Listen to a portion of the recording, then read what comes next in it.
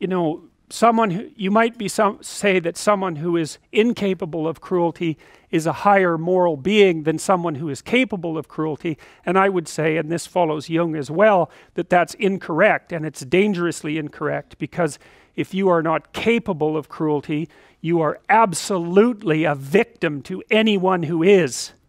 And so part of the reason that people go watch anti-heroes and villains is because there's a part of them crying out for the incorporation of the monster within them, which is what gives them strength of character and self-respect, because it's impossible to respect yourself until you grow teeth.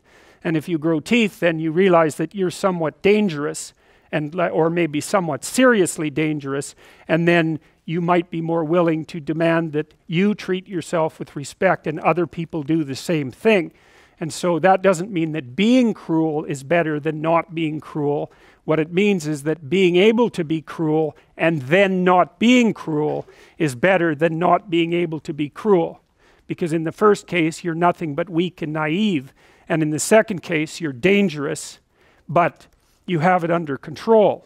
And you know, a lot of martial arts concentrate on exactly that as part of their philosophy of training. It's like, we're not training you to fight.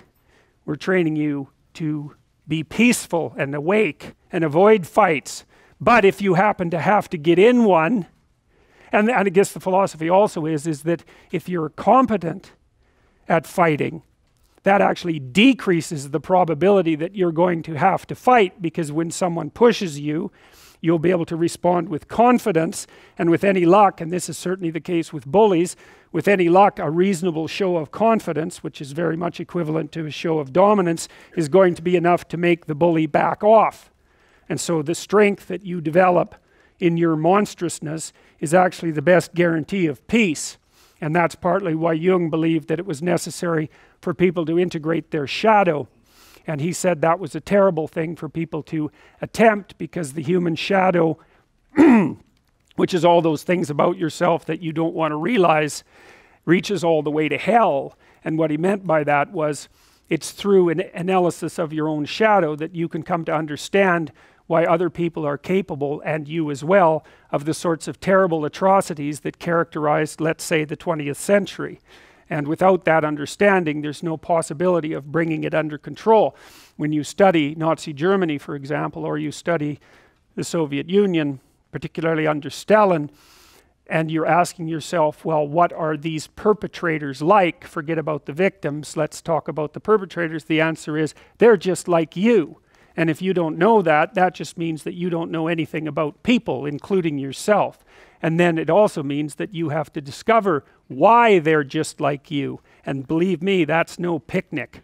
So that's enough to traumatize people, and that's partly why they don't do it. And it's also partly why the path to enlightenment and wisdom is seldom trod upon, because if it was all a matter of following your bliss and doing what made you happy, then everyone in the world would be a paragon of wisdom. But it's not that at all. It's a matter of facing the thing you least want to face. And everyone has that there's this old story in King Arthur where the knights go off to look for the Holy Grail, which is either the cup that Christ drank out of at the Last Supper, or the cup into which the blood that gushed from his side was poured when he was crucified. The stories vary, but it's basically a holy object, like the phoenix in some sense, that's a representation of transformation. So it's an ideal. And so King Arthur's knights, who sit at a round table because they're all roughly equal, go off to find the most valuable thing. And where do you look for the most valuable thing when you don't know where it is?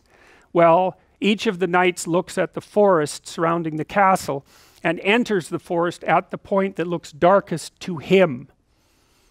And that's a good thing to understand, because the gateway to wisdom and the gateway to the development of personality, which is exactly the same thing, is precisely through the portal that you do not want to climb through.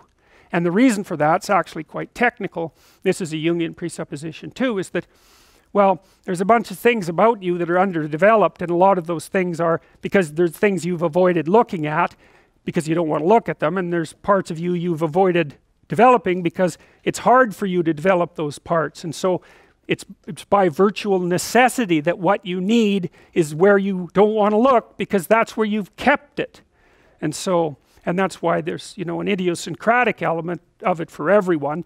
Your particular place of enlightenment and terror is not going to be the same as yours, except that they're both places of enlightenment and terror. So they're equivalent at one level of analysis and different at another.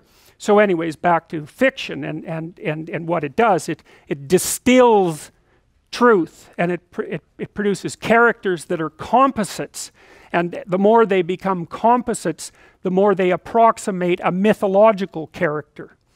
And so they become more and more universally true and more approximating religious deities. But the problem with that is they become more and more distant from individual experience. And so with literature, there's this very tight line where you need to make the character more than merely human, but not so much of a god that, you know, one of the things that happened to Superman in the 1980s, Superman started out, he's got a heavenly set of parents, by the way, and an earthly set of parents, and he's an orphan like Harry Potter.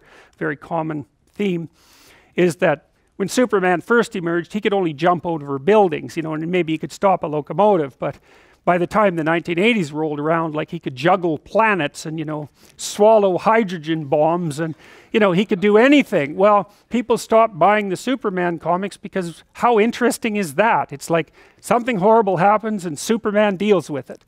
And something else horrible happens and Superman deals with it. And it's like, that's dull. He turned into such an archetype. He was basically the omniscient, omnipresent, omnipotent God, and that's no fun. It's like God wins, and then God wins again, and then again God wins, and, you know, so then they had to weaken him in different ways with kryptonite, you know. So green kryptonite kind of made him sick, and red kryptonite, I think, kind of mutated him, if I remember correctly. And anyways, they had to introduce flaws into his character so that there could be some damn plot, and that's something to think about, you know.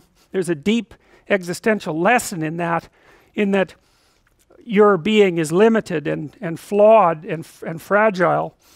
You're like the genie, which is genius in the little tiny lamp, you know, this immense potential, but constrained in this tiny little living space, as Robin Williams said when he played the genie in Aladdin.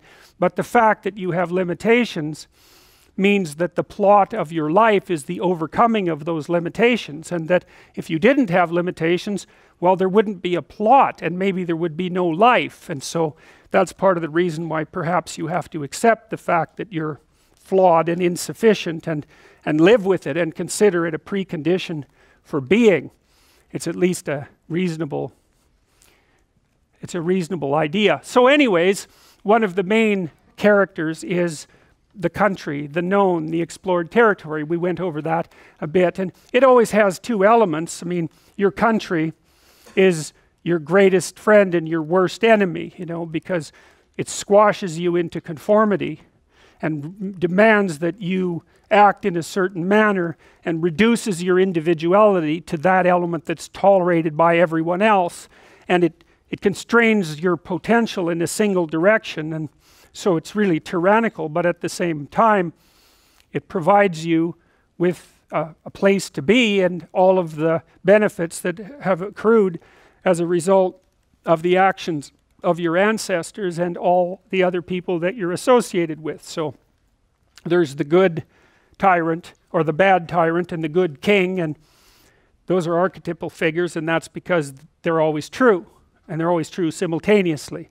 you know, which is partly why I object to the notion of the patriarchy, because it's a it's the what do you call that? It's the apprehension of a mythological trope, which is that of the evil tyrant, without any appreciation for the fact that the archetype actually has two parts, and the other part is the wise king. And, you know, you can tell an evil tyrant story about culture, no problem, but it's one-sided, and that's very dangerous, because you don't want to forget all the good things that you have while you're criticizing all the ways that things are in error. That's a lack of gratitude, and it's a lack of wisdom, and it's founded in resentment, and it's very dangerous, both personally and socially.